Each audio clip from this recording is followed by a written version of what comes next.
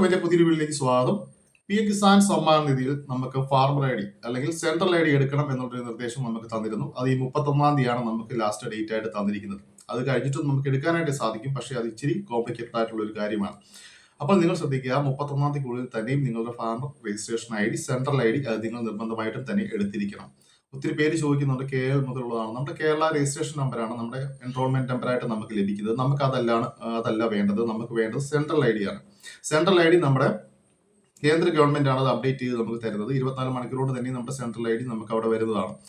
അപ്പോൾ ആ ഒരു സെൻട്രൽ ഐ ഡി നമുക്ക് ഇനിയിപ്പോൾ PM കിസാൻ സമ്മാൻ നിധി 31-ാം തീയതി കഴിയുമ്പോഴത്തേക്കും ഒരു അപ്ഡേഷൻ നമ്മുടെ PM കിസാന്റെ വെബ്സൈറ്റിലേക്ക് വരികയാണ്.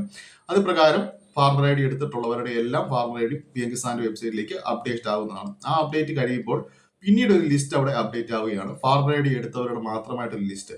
അപ്പോൾ നിങ്ങൾ പ്രത്യേകം ശ്രദ്ധിക്കണം, PM കിസാൻ സമ്മാൻ നിധിയിൽ അർഹരായിട്ടുള്ള എല്ലാവരും സെൻട്രൽ ഐ ഡി അല്ലെങ്കിൽ ഫാർമർ ഐ ഡി എടുത്തിരിക്കണം. അത് നിർബന്ധമാണ്. അത് കേന്ദ്രം കർശനമായിട്ട് തന്നെ പറഞ്ഞിരിക്കുകയാണ്. അങ്ങനെയുള്ളവർക്ക് മാത്രം ഇനി PM കിസാൻ സമ്മാൻ നിധിയിൽ നിങ്ങൾക്ക് ഭാഗമാകാനായിട്ട് സാധിക്കുകയുള്ളൂ. അത് നിങ്ങൾ എല്ലാവരും ഓർത്തോളുക. 31 വരെ നിങ്ങൾക്ക് സമയമുണ്ട്. അതിനുശേഷവും എടുക്കാൻ സാധിക്കും, പക്ഷേ അത് ഇച്ചിരി കോംപ്ലിക്കേറ്റഡ് ആയിട്ടുള്ള കാര്യമാണ്. ഇപ്പോഴാകുമ്പോൾ നിങ്ങൾക്ക് വളരെ എളുപ്പത്തിൽ ആ ഒരു കാര്യം കംപ്ലീറ്റ് ചെയ്യാനായിട്ട് സാധിക്കുന്നതാണ്. അതുകൊണ്ട് തന്നെ ഉപേക്ഷ വിചാരിക്കാതെ എത്രയും വേഗം തന്നെ ഫാർമർ ഐ ഡി എടുക്കാനായിട്ട് ശ്രമിക്കുക. അതുപോലെ തന്നെ നിരവധി ആൾക്കാർ വിളിക്കുന്നുണ്ട് ലാൻഡ് സീഡിംഗ് ബ്ലോക്ക് ആയിട്ടുള്ളവർ. നിങ്ങൾ ഈ നടന്ന് ചെരുപ്പ് തേയാതെ, ഞാൻ എപ്പോഴും പറയുന്ന ഒരു കാര്യമാണ്, ലാൻഡ് സീഡിങ്ങിനകത്ത് നിങ്ങൾക്ക് റവന്യൂ റെക്കോർഡ്സിനകത്ത് വന്നിരിക്കുന്ന മിസ്റ്റേക്ക് കൊണ്ടാണ് നിങ്ങളുടെ ലാൻഡ് സീഡിംഗ് റിജക്റ്റ് ആയി പോകുന്നത്. നമ്മുടെ കൃഷിഭവനോ ഒന്നുമല്ല ലാൻഡ് സീഡിങ്ങിന് അപ്രൂവൽ തരുന്നത്, പ്രിൻസിപ്പൽ അഗ്രികൾച്ചർ ഓഫീസാണ്. നമ്മുടെ എല്ലാവരുടെയും ഡിസ്ട്രിക്റ്റിൽ ഒരു പ്രിൻസിപ്പൽ അഗ്രികൾച്ചർ ഓഫീസ് ഉണ്ട്. അവരാണ് നമ്മുടെ ലാൻഡ് വെരിഫൈ ചെയ്ത് ലാൻഡ് സീഡിംഗ് അപ്രൂവൽ തരുന്നത്. അപ്പോൾ ഈ മിസ്റ്റേക്ക് വീണ്ടും നമ്മൾ ചെയ്തെന്ന് പറഞ്ഞിട്ട് കാര്യമില്ല. അത് വീണ്ടും മിസ്റ്റേക്കിലേക്ക് തന്നെയാണ് അവിടെ ചെല്ലുന്നത്. അവിടെ ചെല്ലുമ്പോൾ അത് വീണ്ടും അവരത് റിജക്ട് ചെയ്യും. നിങ്ങൾക്ക് ചെയ്യാനുള്ള ഒറ്റ ഓപ്ഷൻ മാത്രമേ ഉള്ളൂ, മാനുവലായിട്ട് ലാൻഡ് സീഡിംഗ് അപ്ഡേറ്റ് ചെയ്യുക.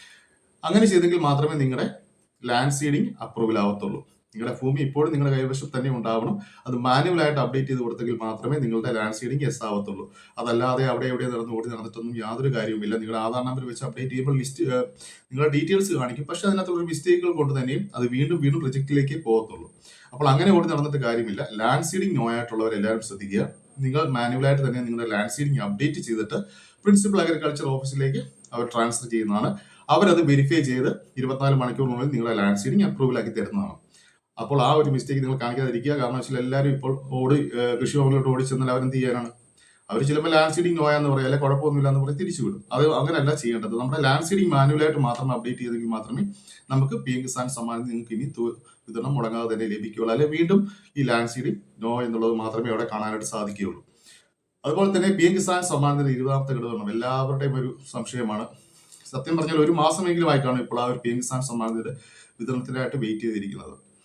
ഇന്നിപ്പോൾ പ്രധാനമന്ത്രിയുടെ ഒരു പ്രോഗ്രാം ഉണ്ട് 27-ാം തീയതി. ഇനി PM ഇവന്റ്സിൽ അടുത്ത പ്രധാനമന്ത്രിയുടെ പ്രോഗ്രാം കാണിക്കുന്നത് PM കിസാൻ സമ്മാനത്തിന്റെ വിതരണ ഡേറ്റ് ആയിരിക്കും.